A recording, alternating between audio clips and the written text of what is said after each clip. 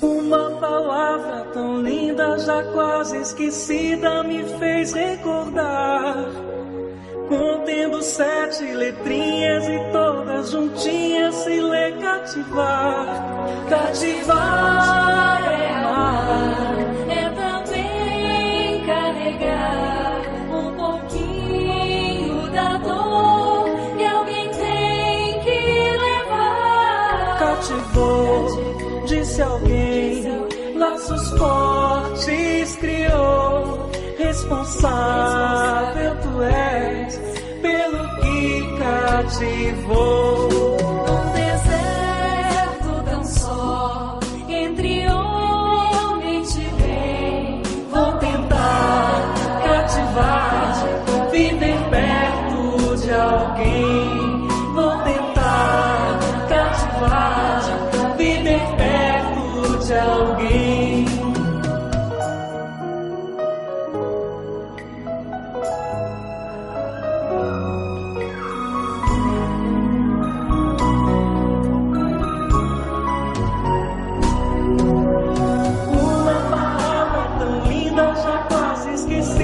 Me fez recordar, contendo 7 letrinhas e todas juntinhas se lê cativar. Cativar é amar, é também carregar um pouquinho da dor que alguém tem que levar. Cativou, disse alguém, laços fortes criou. Responsável tu és pelo que cativou. Num deserto tão só, entre homens de bem. Vou tentar cativar, viver perto de alguém. Vou tentar cativar, viver perto de alguém. Boa noite a todos, que a paz, a luz do Divino Mestre Jesus possa envolver a todos nós nesta noite. Hoje nós trazemos para a nossa reflexão como tema as leis morais e a relação das leis morais com a nossa casa mental. Antes de iniciarmos o nosso estudo, a nossa reflexão desta noite, vamos à leitura do livro Educando Minha Alma, de José Carlos Pereira, que traz como tema delicadeza. A delicadeza é a qualidade de quem é delicado, amável, cortês, polido. A pessoa que é delicada trata seu semelhante com doçura, amabilidade e ternura.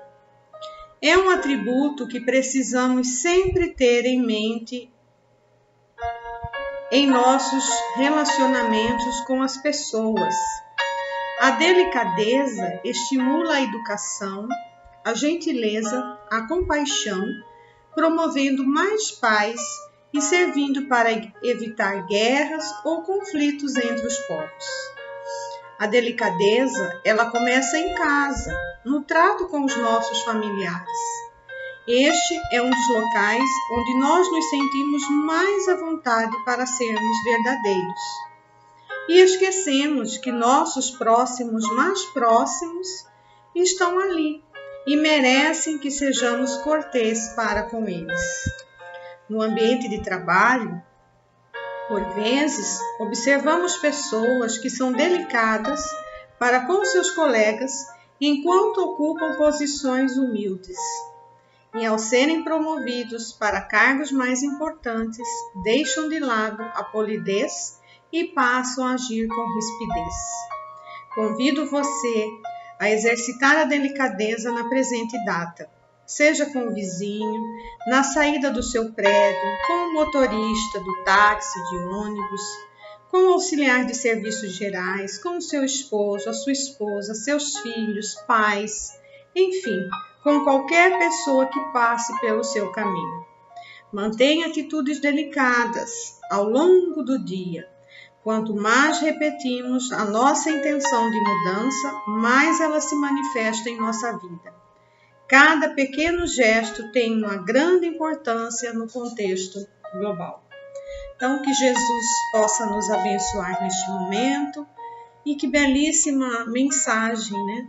Ao pensarmos que a nossa atitude, ela tem uma dimensão e uma influência global, no contexto global.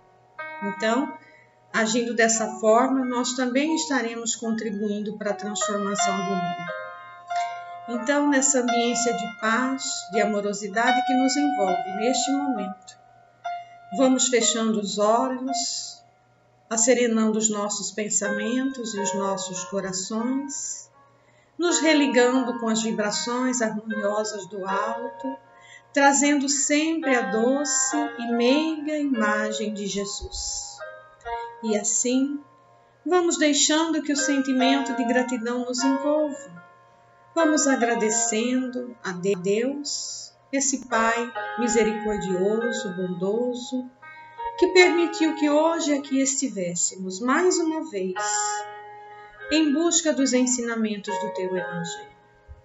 Pedimos humildemente a Sua proteção, a proteção dos amigos espirituais que estão sobre a Sua égide, para que assim possamos passar a mensagem a todos os nossos irmãos e que essas energias amorosas, essas vibrações de paz, cheguem no lar de todos que aqui estão conectados conosco. Que Jesus nos abençoe hoje, agora e sempre. Que assim seja. As leis morais, ela é uma obra que nós vamos encontrar esse ensinamento no Livro dos Espíritos, na parte 3ª, e também no Evangelho segundo o Espiritismo, porque do Livro dos Espíritos desencadeou várias outras obras codificadas por Allan Kardec.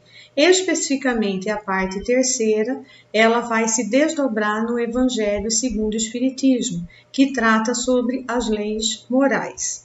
Mas o que vem a ser a lei natural, as leis divinas? São as leis criadas por Deus, né? Que é imutável e eterna. Como assim é Deus? As leis divinas é a única que nos dá a possibilidade de sermos felizes, porque quando nós nos submetemos às leis de Deus e nós compreendemos, interiorizamos esse conhecimento e transformamos todo esse conhecimento em sabedoria, ou seja, em ação, em vivência prática de uma forma natural, nós conquistamos o nosso estágio de felicidade. Então, a nossa condição de infelicidade, ela está relacionada ao afastamento nosso das leis de Deus. E as leis de Deus, as leis divinas, ela é de acordo com a evolução espiritual de cada mundo, né? Nós sabemos que há vários mundos, há várias moradas na casa do meu Pai, que são destinados à reencarnação de espíritos errantes como nós, ou seja, espíritos que ainda têm necessidade de reencarnar para caminharem para o seu progresso, para a evolução espiritual. Então, nós passamos por vários mundos, né? E essas leis, elas são de acordo com a evolução espiritual dos espíritos que ali estagiam no processo de reencarnação. As leis de Deus, ela está em toda parte, inclusive no universo, porque tudo é criado por Deus. Tudo que é criado por Deus está submetido às suas leis. Então, o que muda não são as leis de Deus, porque Deus não se engana. O que muda são as leis dos homens, né? Porque nós somos seres ainda imperfeitos. E à medida que nós evoluímos, logicamente, as leis dos homens, às quais todos nós estamos submetidos, também vai mudando, vai evoluindo, as leis vão se tornando mais justas, né? Mas as leis morais, elas são em número de 10, né? Então, nós temos a lei de reprodução, a lei de conservação, a lei da destruição, lei do trabalho, lei da sociedade, lei da liberdade, lei da igualdade, lei da adoração, lei do progresso, lei da justiça, do amor, da caridade, até nós chegarmos ao progresso moral, né? Então, cada lei ao qual nós estamos submetidos está na codificação da doutrina espírita. E nós vamos fazer uma reflexão de cada uma dessas leis, iniciando pela lei de reprodução. A lei de reprodução é uma lei muito importante. Por quê? Porque sem a lei de reprodução, nós não teríamos a forma de estagiarmos na matéria, né? Espíritos imortais vivendo a experiência na matéria, para que possamos evoluir, porque nós só evoluímos enquanto reencarnados, revestidos de matéria. Quando nós vamos para o mundo espiritual, nós evoluímos, mas evoluímos do ponto de vista de conhecimento, de preparo para o nosso retorno à matéria.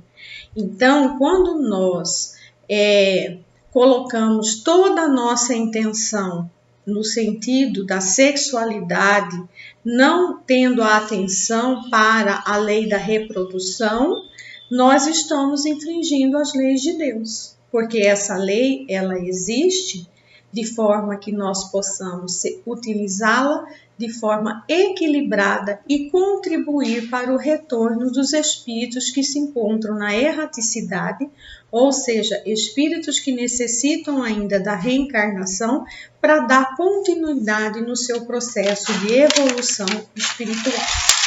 E aí nós vamos ver a lei de conservação. A lei de conservação é consequência da nossa necessidade de viver.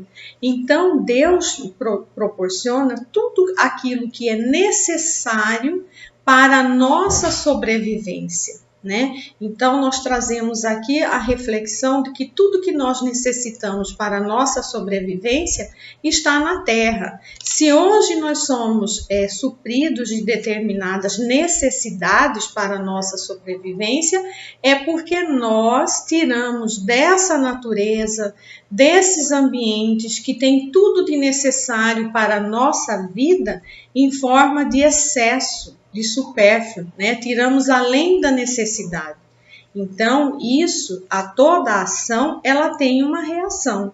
Então, muitas vezes nós passamos por dificuldades porque extrapolamos aquilo que necessitamos de uma forma equilibrada, né? Usamos de uma forma além da necessidade, né? Trazendo o supérfluo para a nossa intimidade, para o nosso dia a dia.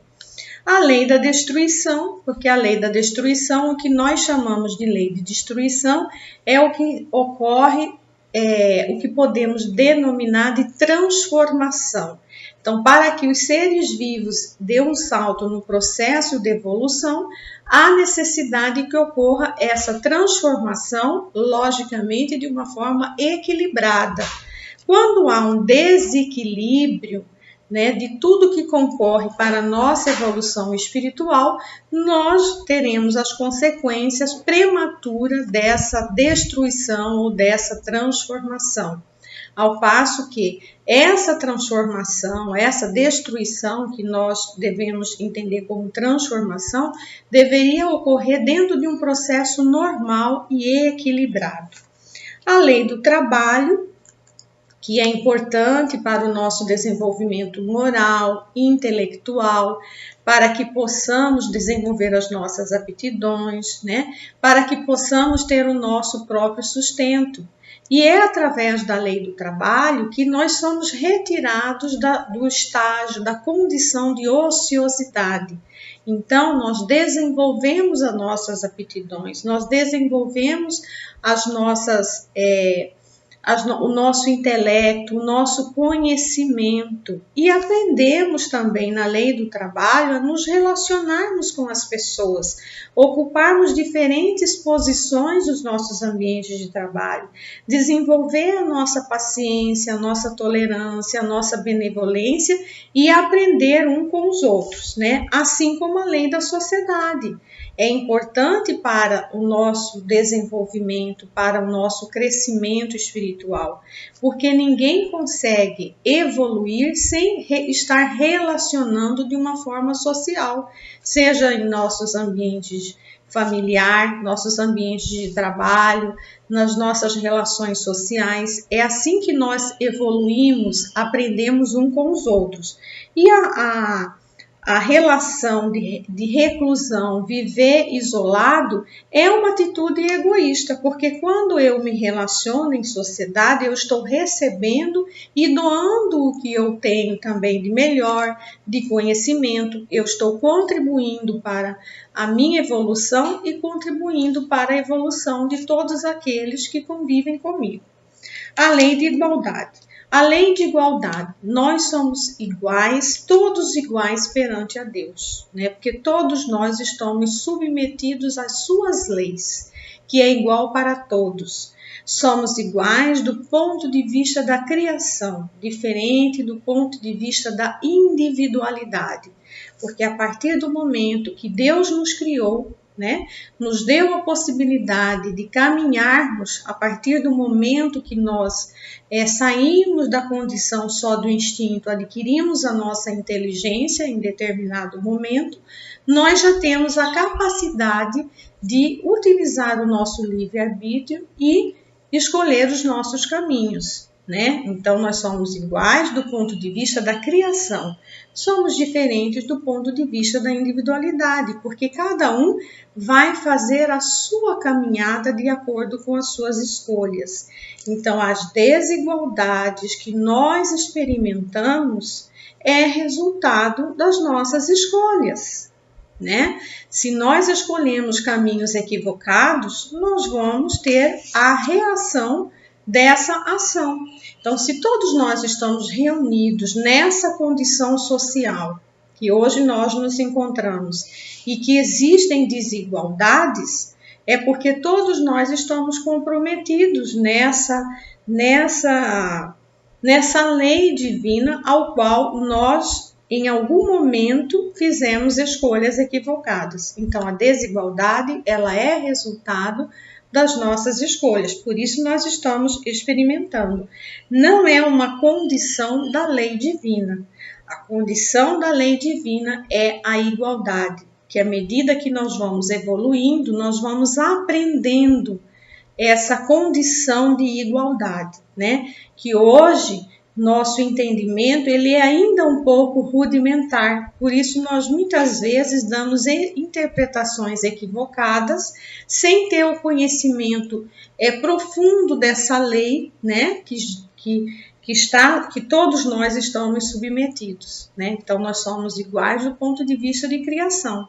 E as desigualdades que nós experimentamos hoje são resultado das nossas escolhas. A lei de liberdade.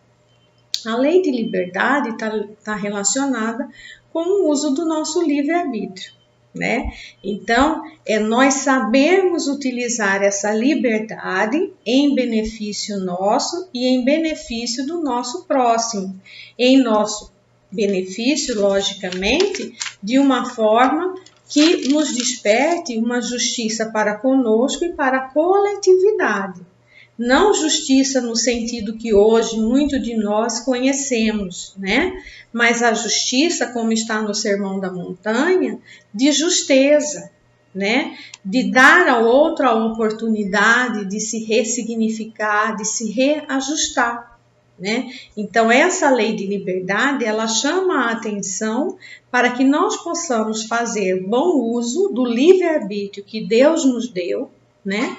trazendo toda a liberdade responsável de forma que nós não nos prejudiquemos e prejudiquemos o nosso próximo.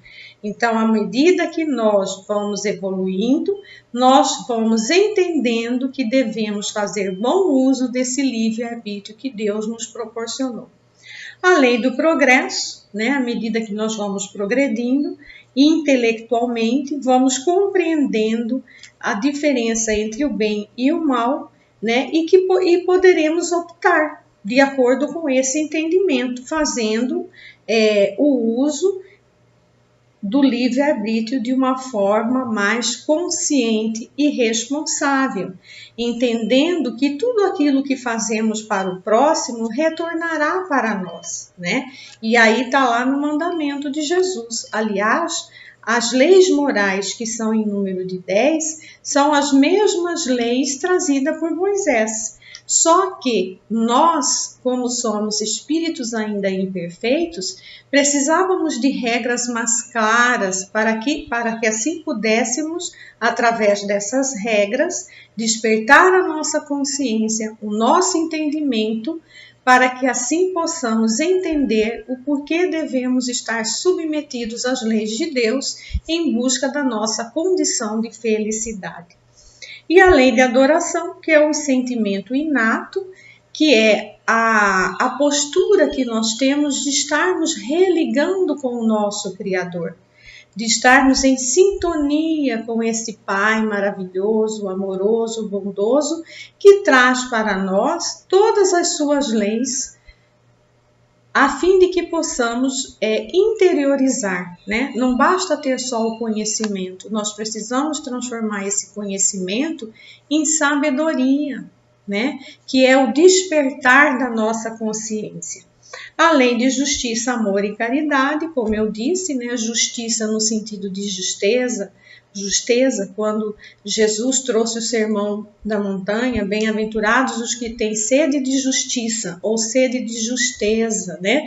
De dar ao outro a oportunidade de se ressignificar, de equilibrar, de ajustar. E agregada a essa lei de justiça está a lei de amor. A lei de amor é a lei de caridade, né? É a lei do perdão, né? É aceitar as pessoas entendendo como elas são, né? Se colocando no lugar do outro.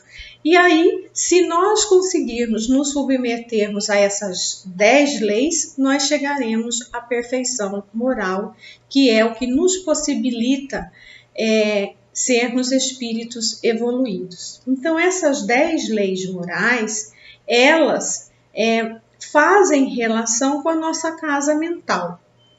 O que significa isso? André Luiz, através da psicografia de Chico Xavier, no capítulo 3 deste livro, No Mundo Maior, o mentor espiritual, o espírito superior que acompanhava André Luiz, ele, nesse capítulo, faz essa reflexão da casa mental. Mas o que vem a ser a casa mental? E aí Caldelário diz o seguinte: a casa mental é a identidade espiritual que se relaciona com o corpo físico através do cérebro. Então, essa casa mental é a identidade espiritual que vai relacionar com a parte física, com o nosso corpo físico, através do nosso cérebro. E aí, Caldelário fala o seguinte, que é o castelo de 3 andares. Esse castelo de 3 andares apresenta 3 níveis, por isso que fala a casa mental. Ela é composta de 3 níveis que se relaciona com o nosso cérebro.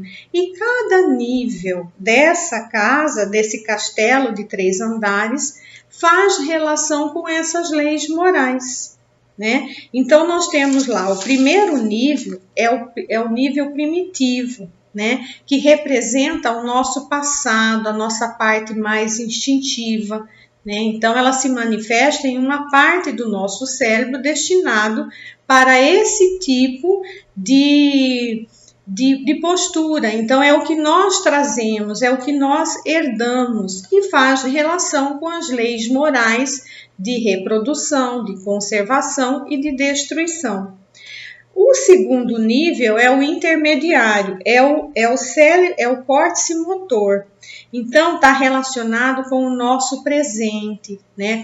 Com as nossas relações sociais, nosso relacionamento para conosco, com a sociedade, com os nossos familiares. E faz relação com as leis morais, como lei do trabalho, lei da sociedade, lei da liberdade, da igualdade, né?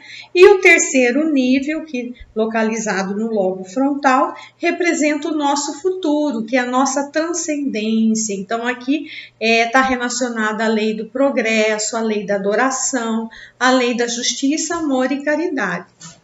Nós, na verdade, estamos relacionando o tempo todo com esses três níveis, mas atualmente, neste presente momento, nesta reencarnação, nós permanecemos mais no segundo nível.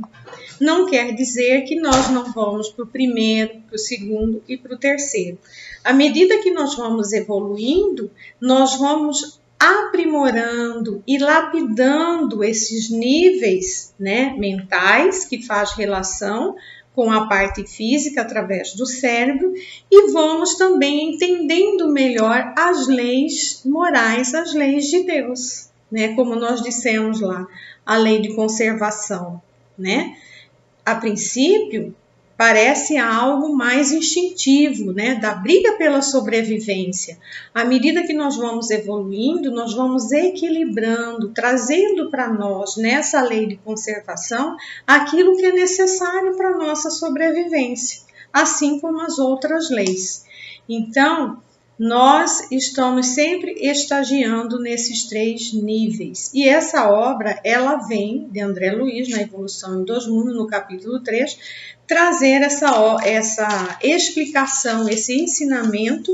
Aliás, André Luiz, ele antecipou 21 anos a ciência, porque em 1968, Paul Marklin, que era um cientista, ele descreveu o cérebro denominando o cérebro trino, que atualmente existe um livro denominado Cérebro Triuno, né, que foi estudado pela doutora Evênia, pelo doutor Sérgio e doutor Décio, que deu origem ao cérebro triuno, em que trabalha essa obra de André Luiz através da psicografia de Francisco Cândido Xavier. Então, é uma obra belíssima e tem um capítulo dedicado a essa relação da nossa casa mental com as leis morais.